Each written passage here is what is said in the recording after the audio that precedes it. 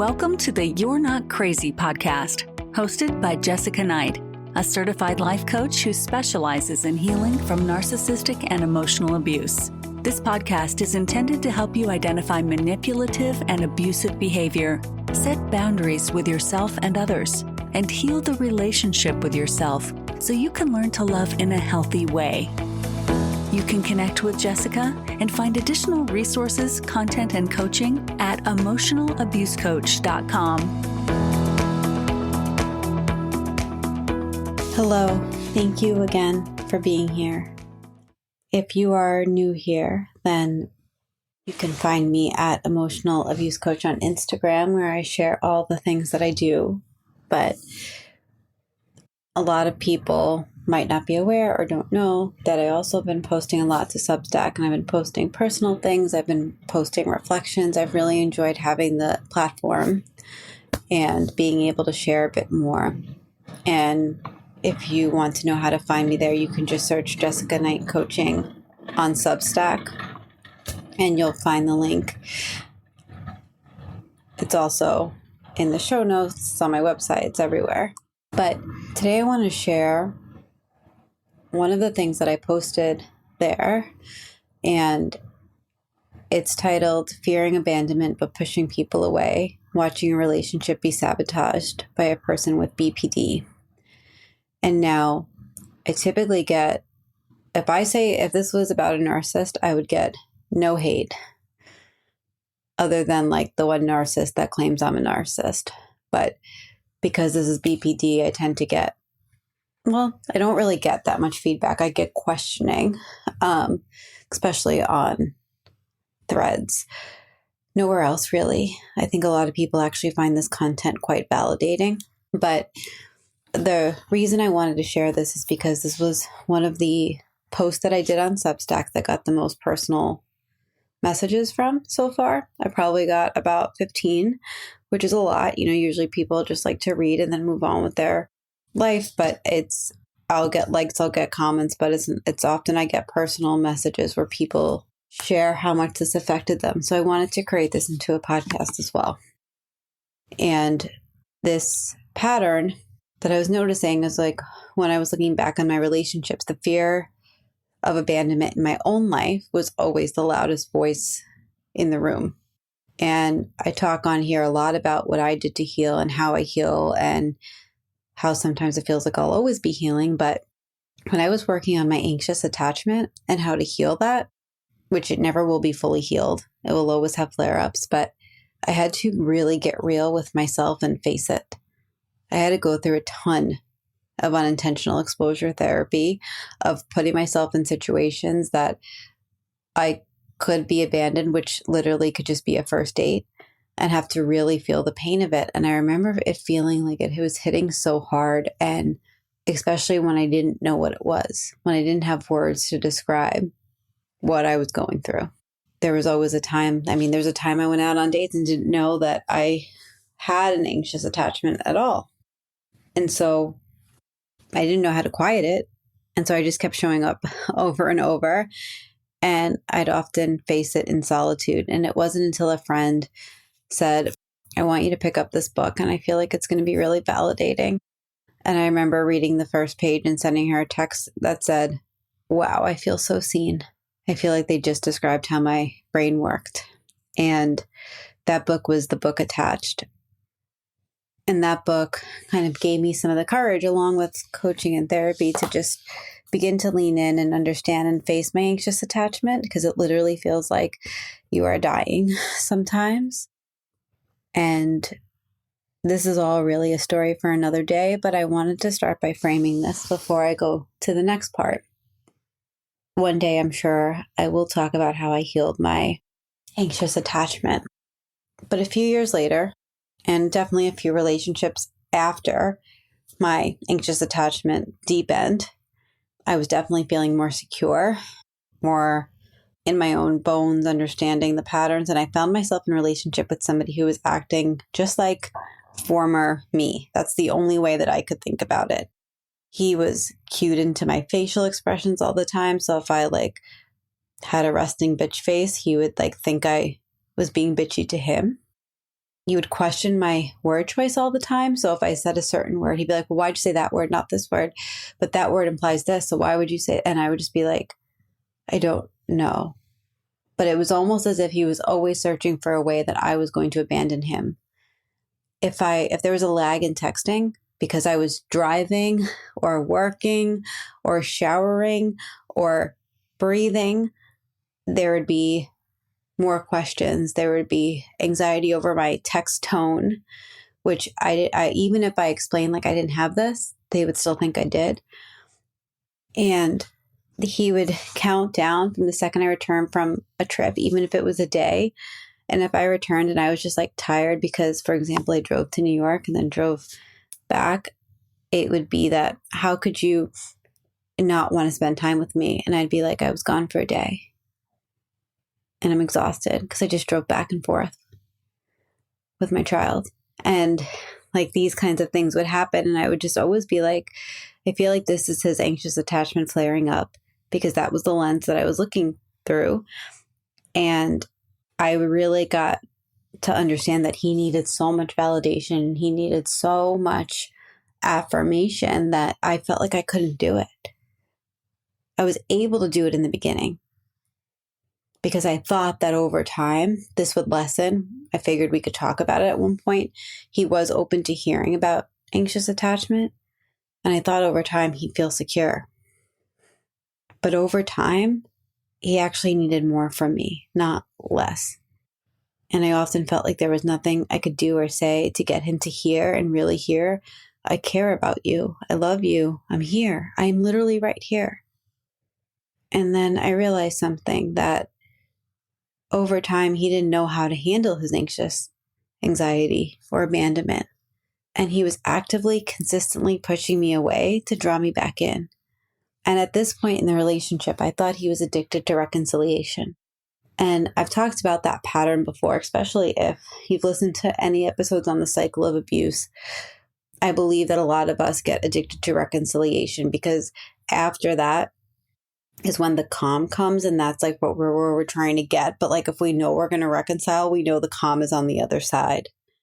And I thought that he was addicted to the act of reconciling because that's when he felt loved and cared for, until it was happening all the time. And I was like, I don't understand why we need to have like a conversation about this thing. Like we both can just move on, or like nothing happened. What are we reconciling? It took me a really long time to see that it wasn't just abandonment. It wasn't just anxiety. It wasn't just anxious attachment. But I was struggling to understand what was going on, and I was wrapped up in it all the time. And beneath the surface, there were other deeper fears that ran his life, and it made him the victim of every story. And there was actually nothing I could do to show him that I loved him, because it never was enough. Like every time that I like hit the quota, it was raised, and I didn't even realize that. And now he, I believe, has BPD. Now that I know more about BPD, now that I've studied more of the cluster B disorders, I think it is quite clear that he at least has a lot of these traits. But people with BPD, they don't just fear abandonment. There's a fear of engulfment, annihilation, and ultimately the death of their ego. So the way that they see themselves. And these aren't just abstract concepts. They are visceral, constant feelings. And it ended up shaping almost every interaction that we had.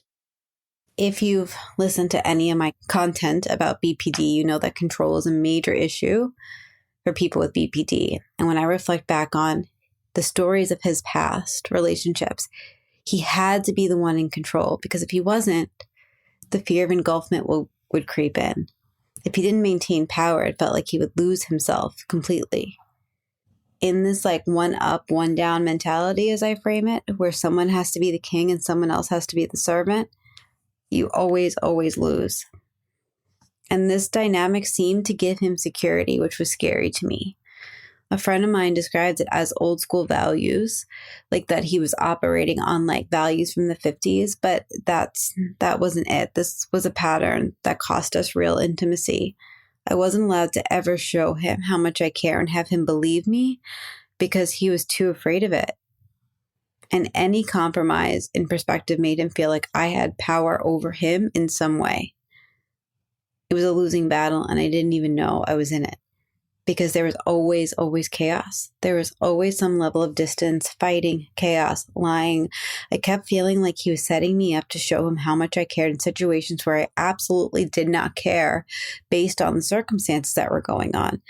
Like over time, when somebody consistently creates a chaotic environment, you no longer care. Like you no longer want to continue to go down that, especially if you're like healthy, if you're secure.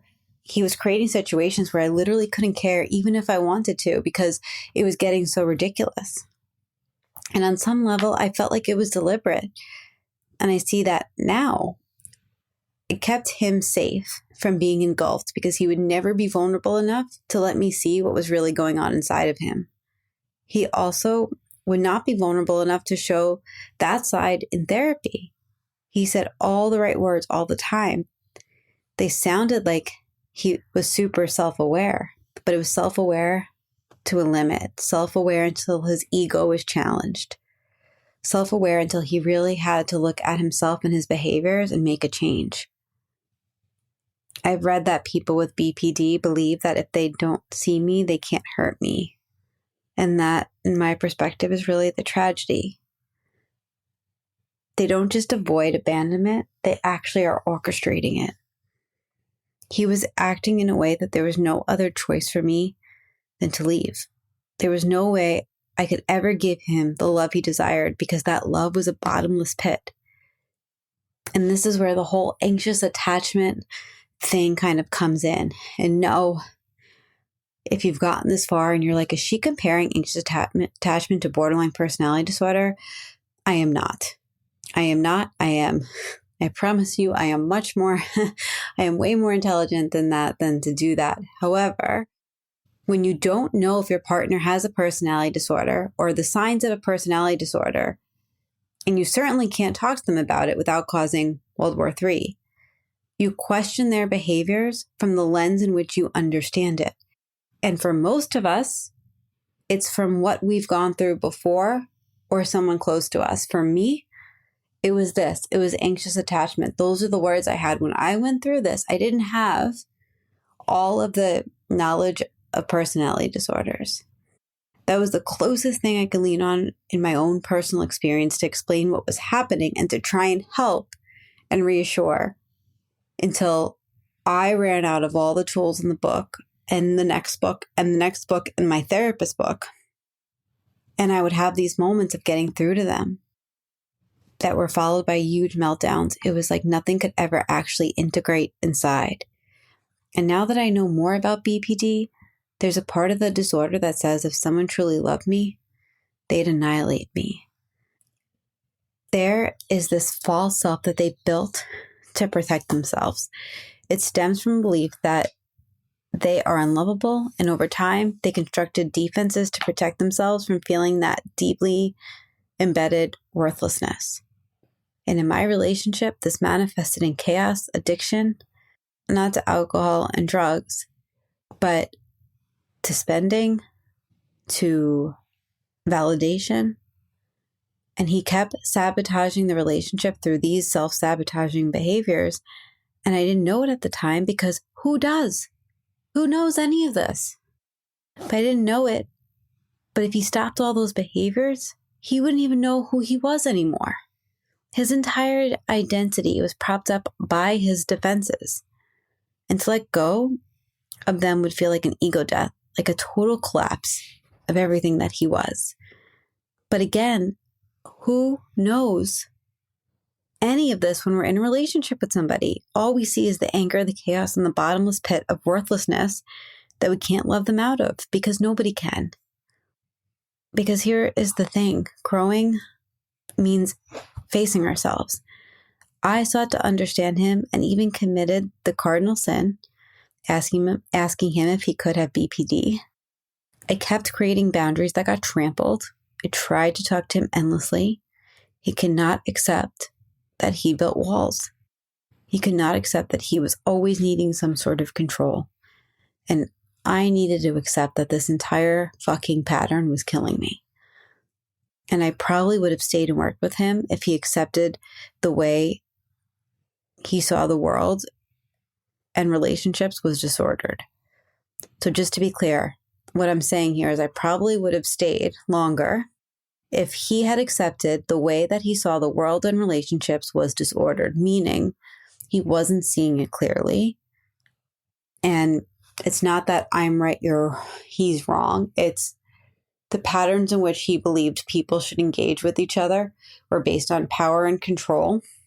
And that is not part of a healthy relationship. If he agreed and saw it and changed and was able to work on it, I may have stayed longer, but it would have been such an upward battle. And this blog that I wrote about this topic on Substack is really only scratching on the surface of the entire dynamic, because the truth is that he could not and would not even accept that he even had anxious attachment, let alone anything else. So even approaching that it could be something deeper was a losing battle. But many of us don't go through a course on recognizing personality disorders before we get into a relationship. Most of us feel we are just meeting people. But if you feel crazy and this is validating to you, I want you to know that you are not crazy. And there is so much more on this topic that I will continue to share on Substack. And I most likely will also continue to do podcasts on. But if you are feeling like I can't understand where this is going and why this is going this way and what this looks like, please know that it's most likely not you. This is most likely something else going on, especially if you've done a lot of inner work on yourself. If this resonates with you, I invite you to check out my Substack. Just type in Jessica Knight Coaching or use the links on my show notes, my website, or on my Instagram. If you want to check out my website, emotionalabusecoach.com, my Instagram is @emotionalabusecoach. And you can always email me at jessica@jessicaknightcoaching.com.